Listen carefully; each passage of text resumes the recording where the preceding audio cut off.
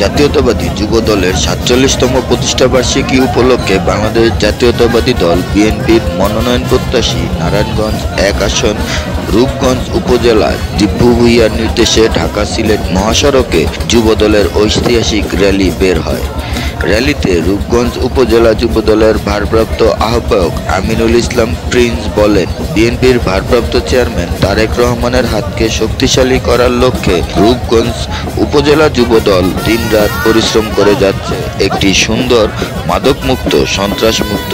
রূপগঞ্জ গড়তে। র্যালিটি ভুলতা গাউসিয়া মার্কেট থেকে শুরু করে বিভিন্ন পয়েন্ট প্রদক্ষিণ করে র্যালিতে আরও উপস্থিত ছিলেন কায়েতপাড়া ইউনিয়ন যুবদলের সভাপতি কামাল নাসের, সাধারণ সম্পাদক মামুন মিয়া, যুগ্ম সাধারণ সম্পাদক বিল্লাল, প্রচার সম্পাদক ইয়াসিন আহমেদ সুমন, ৫ নং ওয়ার্ড যুবদল সভাপতি আক্তার, সাধারণ সম্পাদক তারেক, ৮ নং ওয়ার্ড সভাপতি মনির, সাধারণ সম্পাদক জামাল সহ